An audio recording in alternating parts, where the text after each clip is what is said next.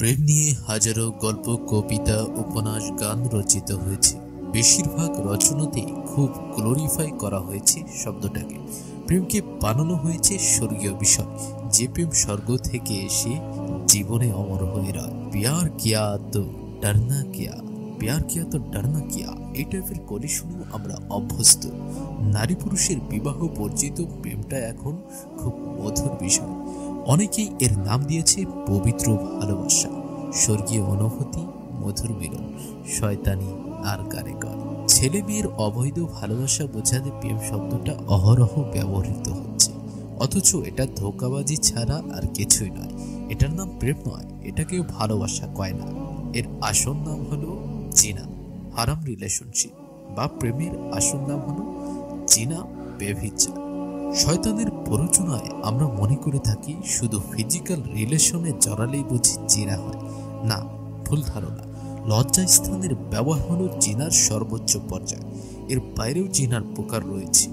চোখ, কান, মুখ, হৃদয়, প্রতিটি অঙ্গের জন্য রয়েছে আলাদা আলাদা বিধান।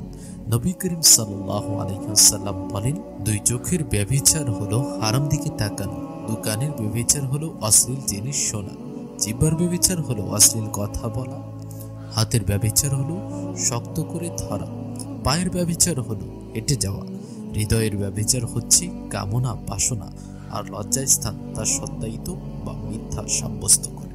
গায়রে মাহরামের দিকে তাকানো হলো চোখের জিনা, তাদের সাথে খোঁজগল্প করা হলো মুখের জিনা, তাদের স্পর্শ করা হলে হাতের জিনা, তাদের নিয়ে কল্পনায় স্বপ্নপনা অন্তরের জিনা। লজ্জাস্থান কেবল সঙ্গমের কাজটি করে থাকে। এর আগে ক্ষেত্র প্রস্তুত করে দেয় শরীরের বাঘ, এর আগে ক্ষেত্র প্রস্তুত করে দেয় শরীরের বাদ বাকি অঙ্গ প্রত্যঙ্গ। সেই জন্য ওইসব অঙ্গের জন্য রয়েছে আলাদা আলাদা জিনার বিধান। আজকাল এইসব জিনার পাপকে মানুষ পাপই মনে করে না। তাদের কাছে ব্যভিচারের সংজ্ঞা হলো সম্মতি ছাড়া শারীরিক সম্পর্ক। এছাড়া আর কোনো কিছুকে তারা জিনা বলতে নারাজ। তাই তো জাস্ট ফ্রেন্ড নাম দিয়ে ছেলে পেলেরা দেদারসে মাখামাখি করে বিপরীত লিঙ্গের সাথে। নারী পুরুষ মিলে একসাথে ট্যুরে যায় দূর দূরান্তে, রিসোর্টে একসাথে রাত কাটায় বন্ধু বান্ধবীরা, দল বেঁধে ক্যাম্পাসে আড্ডায় মেতে ওঠে সহপাঠীরা। এগুলোর সবই জিনা। এখানে পবিত্র দায়িত্ব বা পবিত্র আমানত বলতে কিছুই নেই। বিয়ে বহির্ভূত প্রেম ভালোবাসার সবটাই অপবিত্রতা দিয়ে ছাওয়া। তিনি তাদের জন্য পবিত্র বস্তু হালাল করেছেন এবং অপবিত্র বস্তু হারাম করেছেন। আল্লাহ যা হারাম করেছেন তার প্রতিটি জিনিসই অপবিত্র। এগুলোকে গ্লোরিফাই করা কোনো মুমিনের কাজ নয়। আমাদের কোনো শুভানুধ্যায়ী যদি বলেন সাবধান, তুমি ওই এলাকার কাছেও যাবে না, এর দ্বারা কি বোঝা যায়? বুঝতে হবে ওখানে ভয়াবহ কোনো বিপদ অপেক্ষা করছে, যার দরুন তিনি আমাকে সতর্ক করেছেন। আমাদের সবচেয়ে বড় শুভানুধ্যায়ী হলেন আল্লাহ তাআলা। প্রতিটি বান্দার ব্যাপারে তিনি কল্যাণকামী, আর সেই মেহেরবান রব আমাদেরকে সতর্ক করে বলেছেন, আর তোমরা জিনার ধারে কাছেও যেও না, ওটা অশ্লীল কাজ এবং অতি জঘন্য কাজ। জিনা মানেই অশ্লীলতা, আর সকল অশ্লীলতা থেকে দূরে থাকা আল্লাহ তাআলার নির্দেশ। আমাদের পালনকর্তা চান তার বান্দারা শয়তানের আক্রমণ থেকে নিরাপদ থাকুক, আর শয়তান আক্রমণ করে অশ্লীলতার দরজা দিয়ে।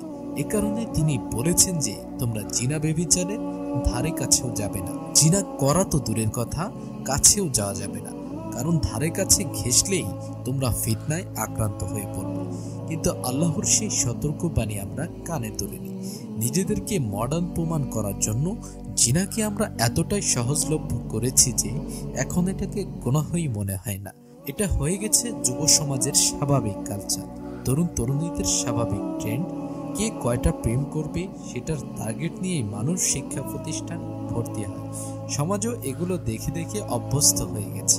কোনো বেহায়া যুগল রিকশার হুড তুলে চলাচল করলে, বাসে খুব ক্লোজলি বসলে, হাতে হাত রেখে রাস্তায় হাঁটলে, কিংবা অন্তরঙ্গভাবে কোথাও আলাপ করলে আমাদের ক্ষোভের সঞ্চার হয় না। আমরা যেন বিষয়টাকে সহজ দৃশ্য হিসেবে মেনে নিয়েছি। পার্কে যাব আর সেখানে অবৈধ কাপল থাকবে না, এটা তো হয় না। ছেলে মেয়ে ক্যাম্পাসে বসে আড্ডা দিবে, এটাই তো স্বাভাবিক। অনেক বাবা মা এখন তার মেয়েকে বয়ফ্রেন্ডের হাতে সঁপে দিয়ে আসে দেখাশোনা করার জন্য। এজন্য শিয়ালের কাছে মুরগি বর্গা দেওয়ার মতো ঘটনা। জিনার মতো এত নিকৃষ্ট একটা অপরাধ আমাদের কাছে স্বাভাবিক হিসেবে বিবেচিত হচ্ছে। কলেজ ভার্সিটিতে খোলামেলাভাবে চলছে জিনার আড্ডা। ছেলে বন্ধুরা প্রকাশ্য মজলিসে তারই কোনো মেয়ে বন্ধুর ফিগার নিয়ে বর্ণনা দিচ্ছে, কি কয়টা মেয়ের সাথে রাত কাটিয়েছে সেটা বলে যাচ্ছে খোলাখুলিভাবে। অনেক মেয়েও আবার কয়েক গুণ অ্যাডভান্স, তারা আপডেট বন্ড শেয়ার করছে বয়ফ্রেন্ডের সাথে। পর্ব অভিনেতাদের নাম শেখাচ্ছে তার ক্লাসমেটকে। সেদিন শুনলাম অভিজাত পাড়ার মেয়েরা নাকি প্রকাশ্যে বলে, আমি এতটা ছেলেকে খাইছি। আমি খুব দুঃখিত শব্দটার জন্য, কিন্তু আজকাল এটাই ব্যবহৃত হচ্ছে। প্রেমিক প্রেমিকারা একটা প্রবাদও বানিয়ে নিয়েছে, মন ভাঙা আর মসজিদ ভাঙা সমান, শয়তানি আর কারে কল। আল্লাহ তাআলা আমাদেরকে বলেছিলেন জিনার ধারে কাছে না ঘেঁষতে, আর জিনা করাটাই হয়ে যাচ্ছে গর্বের বিষয়। কি কতটাকে খাইতে পারছে সেটার বর্ণনা দিতে গিয়ে ইতস্তত বোধ হচ্ছে না।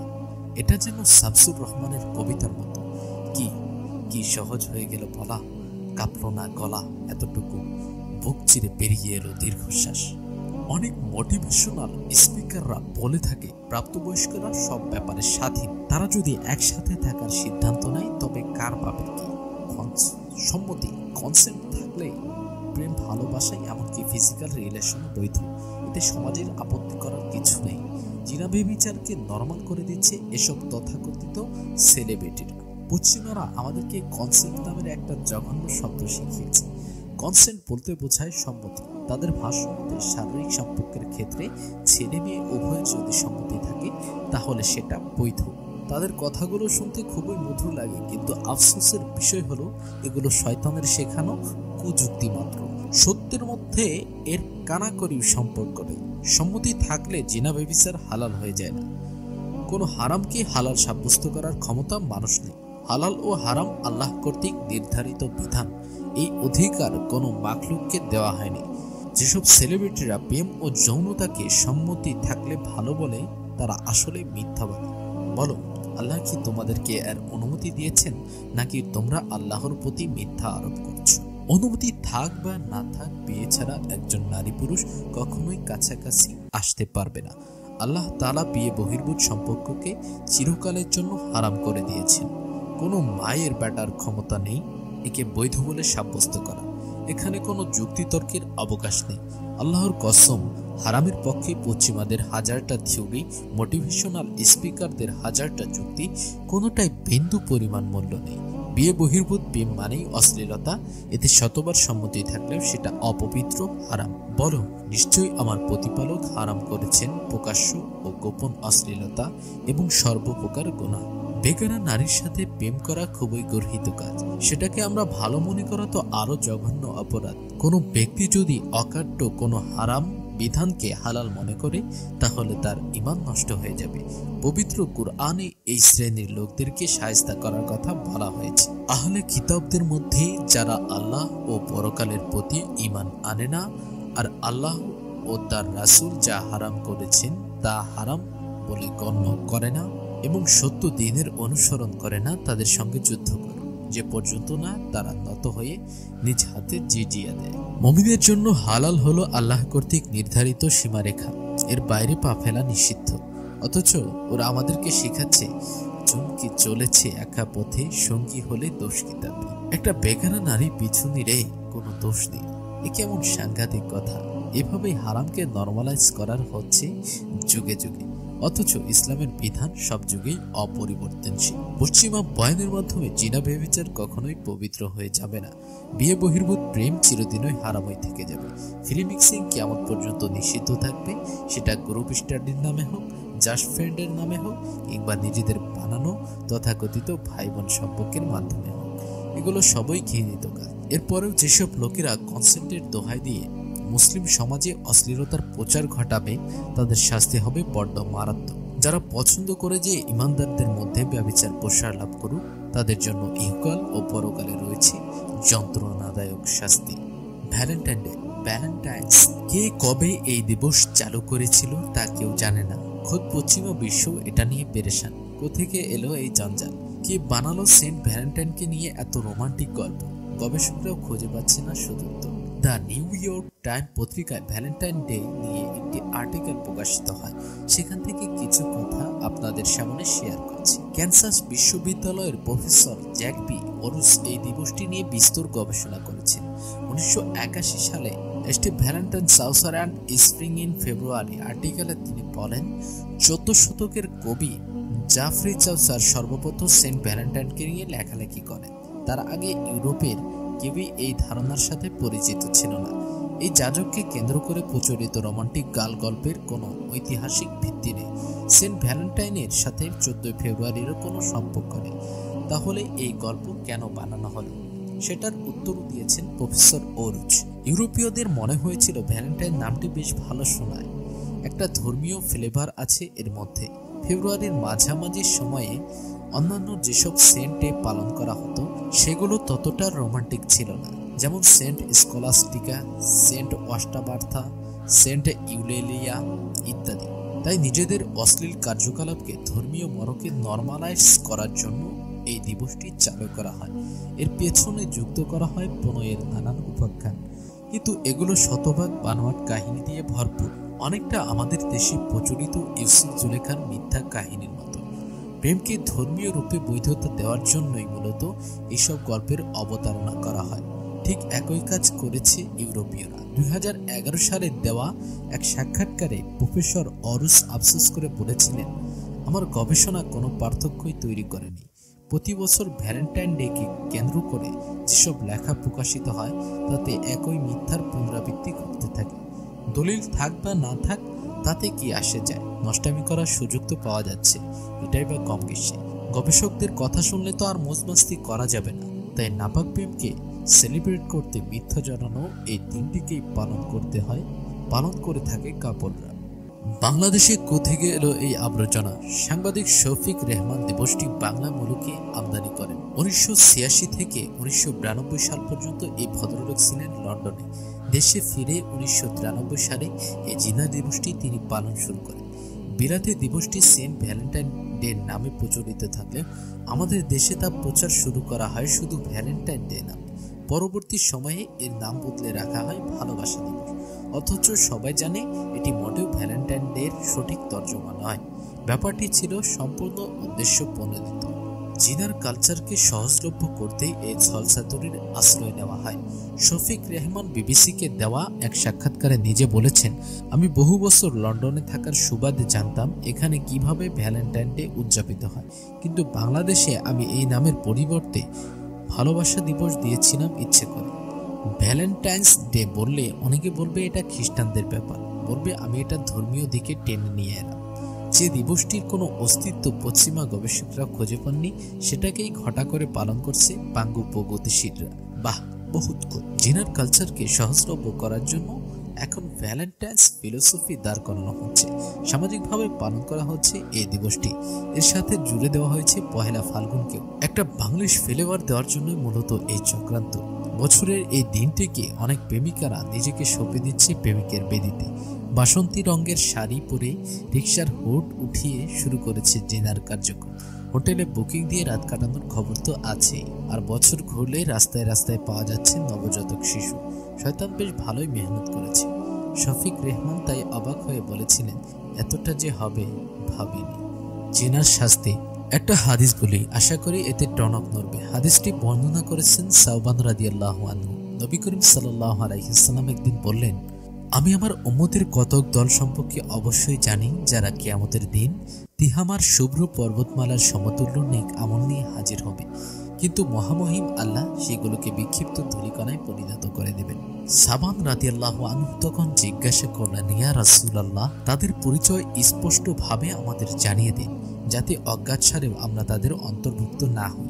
জবাবে নবী করিম সাল্লাল্লাহু আলাইহি ওয়াসাল্লাম বললেন, তারা তোমাদেরই জ্ঞাতি ভাই এবং তোমাদের সম্প্রদায়েরই লোক। তারা রাতের বেলা তোমাদের মতোই ইবাদত করবে, কিন্তু একান্ত গোপন অবস্থায় আল্লাহর হারামকৃত বিষয়ে লিপ্ত হবে। বান্দার সমস্ত আমল ধ্বংস হয়ে যাবে গোপন পাপের কারণে। অথচ আজকে গোপন পাপাচারের পেছনে কনসেন্ট, ভ্যালেন্টাইন, পহেলা ফাল্গুন ইত্যাদি নানান ব্যাখ্যা দাঁড় করানো হচ্ছে নিঃশব্দে। এগুলো গর্হিত অপরাধ। চিরদিনের জন্য জিনা একটি মারাত্মক অপরাধ। এটা মানুষের ঈমান নড়বড়ে করে দেয়। রাসূলুল্লাহ সাল্লাল্লাহু আলাইহি ওয়াসাল্লাম বলেছেন, যখন কোনো বান্দা জিনায় লিপ্ত হয় তখন তার থেকে ঈমান বেরিয়ে যায় এবং তা তার মাথার উপর ছায়ার ন্যায় অবস্থান করতে থাকে। যখন সে এ নোংরা কাজ থেকে বিরত হয় তখন তার ঈমান তার নিকট ফিরে আসে। জিনায় লিপ্ত থাকা অবস্থায় একজন মানুষের ঈমান মাথার উপর ঝুলতে থাকে, অথচ আমাদের সমাজ এই অপরাধকে মনে করে পবিত্র জিনিস। এই নিকৃষ্ট অপরাধ করার পর বুক ফুলিয়ে বলে, আমি ওকে ভালোবাসি, আমি তার জন্য জীবন দিতে প্রস্তুত, ওকে ছাড়া আমি বাঁচব না। ভালোবাসা দিবস নাম দিয়ে জিনাকে এখন সেলিব্রেট করা হচ্ছে। হারাম রিলেশনের বর্ষপূর্তি উপলক্ষে ট্রিট পাচ্ছে বন্ধুরা। শুধু তাই না, লাভাররা সোশ্যাল প্ল্যাটফর্মে এসে স্ট্যাটাস দিচ্ছে ইন এ রিলেশনশিপ। নাউজুবিল্লাহ। একদিকে এত বড় গুনাহ, অপরদিকে এই গুনাহকে সেলিব্রেট, তাও আবার পাবলিক প্লেসে। কত জঘন্য অবস্থার মধ্যে চলে গিয়েছে আমাদের সমাজ। যেখানে আল্লাহ জিনার ধার কাছে যেতে বারণ করেছেন, সেখানে জিনা চলাকালীন তার ভিডিও শুট করেছে। অনেকে নিজের অন্তরঙ্গ দৃশ্য বন্ধুদের দেখিয়ে বেড়াচ্ছে, অনেকেই আবার গ্রুপ সেক্স করছে প্রেমিকাকে নিয়ে। এই যে খোলামেলা অশ্লীলতা, এর শাস্তি কিন্তু খুব ভয়ানক। আবু হুরায়রা রাদিয়াল্লাহু আনহু বলেন, আমি রাসূলুল্লাহ সাল্লাল্লাহু আলাইহি ওয়াসাল্লামকে বলতে শুনেছি, আমার সকল উম্মত ক্ষমা পাবে, তবে নিজের পাপের কথা প্রকাশকারী ব্যতীত। নিশ্চয় এটা অনেক বড় ধৃষ্টতা যে কোনো ব্যক্তি রাতে অপরাধ করলো যা আল্লাহ গোপন করে রাখলেন, কিন্তু ভোর হলে সে বলে বেড়াতে লাগলো, এ শোনো, আমি আজ রাতে এমন কাজ করে ফেলেছি। আল্লাহ তার কর্মের উপর পর্দা দিয়ে তা গোপন রেখেছিলেন, আর ভোরে উঠে সে তার উপর থেকে আল্লাহর দেওয়া পর্দা খুলে ফেলল। মেরাজের রাত্রিতে নবীজিকে জাহান্নামের বিভিন্ন শাস্তি দেখানো হয়। তিনি দেখতে পান একটি আগুনের গর্ত, সেখানের বহু সংখ্যক নারী পুরুষ উলঙ্গ অবস্থায় শাস্তি পাচ্ছে। নবী করিম সাল্লাল্লাহু আলাইহি ওয়াসাল্লাম ওদের ব্যাপারে জিজ্ঞেস করেন, তাকে জানানো হয় এরা হলো জিনাকারী। অপর এক হাদিসে নবী করিম সাল্লাল্লাহু আলাইহি ওয়াসাল্লাম বলেন, আমার কাছে দুজন লোক আসলো, তারা আমার হাত ধরে নিয়ে যেতে লাগলো। হঠাৎ দেখলাম আমি কিছু লোকের পাশ দিয়ে যাচ্ছি যারা খুবই ফুলে ফেঁপে আছে। তাদের গন্ধ এতটাই প্রকট যে মনে হচ্ছে তারা গণশৌচাগার। আমি বললাম, এরা কারা? জানানো হলো এরা ব্যভিচারী পুরুষ ও নারী। হাল জামানার ছেলেমেয়েরা ওপেনলি তাদের হারাম রিলেশনের কথা জানান দেয়, আর শারীরিক সম্পর্কে জানানোটা এখন তো খুব স্বাভাবিক ইস্যু হয়ে দাঁড়িয়েছে। এটা যেন প্রেমের অধিকার। ছেলেপেলেরা রিলেশন করে এটার লোভে, কেউ সেঞ্চুরি, কেউ হাফ সেঞ্চুরি, কেউ টি-20। কত রকম ম্যাচ যে এরা খেলে। অনেক পিতামাতাও এক্ষেত্রে সাপোর্ট দিয়ে যায়। তারা জানে যে সন্তান হারাম রিলেশনে জড়িত, কিন্তু বাধা দেয় না। হারাম জুটিকে একসাথে ঘোরাফেরা করতে দেখেও তারা ঘাবড়ে যায় না। অনেক অ্যাডভান্স পিতামাতা তো বেডরুমে বন্ধুর সাথে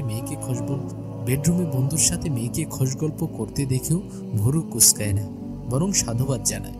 বাসায় এনে মেয়ের প্রেমিককে দাওয়াত খাওয়ায়। এমন মডার্ন পিতার উদাহরণও কি নেই? এটা তো গেল সাধারণ মানুষের অবস্থা। অনেক লেবাসদারীরাও এসব থেকে মুক্ত না। দাড়ি টুপিওয়ালা কিছু লোকও এই জিনা ব্যভিচারে জড়িত। আসলে তাদের কথার সাথে কাজের মিল নেই। আপনি চাইলেই গায়রে মাহরামের সাথে একান্তে গল্প করতে পারবেন না, হোক তা ভয়েস কলে অথবা চ্যাটিং এর মাধ্যমে। ফেসবুকে অনেক মেয়ে আছে যারা গায়ে পড়ে ছেলেদের পোস্টে কমেন্ট করে। একজন ভালো লিখলে বা গঠনমূলক আলোচনা করলে তার ইনবক্সে সরাসরি মেসেজ দেয়, রিপ্লাই পেলে লাভ রিয়েক্ট দেয়, মেসেঞ্জারে এটা ওটা জিজ্ঞেস করে। কি দরকার এসবের? এই ছেলেটা কি আপনার গায়রে মাহরাম নয়? তাহলে ওর ইনবক্সে কি করছে? একই কথাটা ভাইদের জন্য। কোনো গায়রে মাহরাম মেয়েকে টেক্সট করার আগে শতবার ভাবা দরকার নয় কি? আপনি তাকে চেনেন না, জানেন না, প্রপোজ করে দিচ্ছেন বাসনার জন্য, প্রপোজ করে দিচ্ছেন মাসনার জন্য। আপনার আত্মসম্মানবোধ কবে থেকে এতটা তলানিতে গিয়ে ঠিক? মুখে মুখে দিনের কথা বললেও অনেকেই ধরা খায় এ জায়গায় এসে। দিনদারিতার বেশভূষা গ্রহণ করলেও অগোচরে এসব গুনাহে জড়িয়ে পড়ে। এরা মানুষকে ঠিক ও জিনা থেকে দূরে রাখার নসিহত দেয়, অথচ নিজেরাই আবার লুতুপুতু করে মেয়েদের সাথে। ওপরে ওপরে জিনা ব্যভিচার নিয়ে পোস্ট লিখে কিন্তু তলে তলে চলে কুতাগুতি। এদের শাস্তি আরো ভয়ানক। রাসূলুল্লাহ সাল্লাল্লাহু আলাইহি ওয়াসাল্লাম বলেছেন, কিয়ামতের দিন এক ব্যক্তিকে আনা হবে, অতঃপর তাকে জাহান্নামে নিক্ষেপ করা হবে। আগুনে পুড়ে তার নাড়ি ভুঁড়ি বের হয়ে যাবে। এ সময় সে ঘুরতে থাকে যেমন গাধা তার চাকা নিয়ে তার চারপাশে ঘুরতে থাকে। জাহান্নামীরা তার নিকট জড়ো হয়ে বলবে, হে অমুক, তোমার এই অবস্থা কেন? তুমি না আমাদেরকে সৎ কাজের আদেশ দিতে আর অন্যায় কাজ থেকে নিষেধ করতে? সে বলবে, আমি তোমাদেরকে সৎ কাজের আদেশ দিতাম বটে, কিন্তু তা পালন করতাম না। আর তোমাদেরকে অন্যায় কাজ থেকে বিরত থাকতে বললাম ঠিকই, অথচ নিজেই তাতে লিপ্ত হয়ে যেতাম। সেজন্যই আমার এই দুর্দশা। একটা ছেলে পাতি সেলিব্রিটি হয়েছে, পাতি সেলিব্রিটি। এখন সে মেয়েদের গ্রুপে পণ্ডিতি ফলাচ্ছে, ইনবক্সে মেয়েদের বিভিন্ন প্রশ্নের উত্তর দিচ্ছে, জটিল জটিল মাসালা নিয়ে আলোচনা করছে। বিশ্বাস করুন, যত বড় বুজুর্গই সে হোক না কেন, একান্তে পরনারীর সাথে কথা বললে খারাপ ভাবনা মনে আসবে। রাসূলুল্লাহ সাল্লাল্লাহু আলাইহি ওয়াসাল্লাম বলেছেন, সাবধান, কোনো পুরুষ কোনো মহিলার সাথে নির্জনে মিলিত হলে সেখানে তৃতীয়জন হিসেবে শয়তান আগমন করেন, আর শয়তান যখন চলে আসে তখন বাদ বাকি কাজ সেই চালিয়ে নেয়। আমরা প্রায়ই দেখি অমুক ভাইয়ের স্ক্রিনশট ফাঁস হচ্ছে, অমুক ভাইয়ের ভিডিও ভাইরাল হচ্ছে। একজন লেবাসদারি তো ধরা খেয়ে বলেছিল, এসব এডিট করা যায় রে ভাই।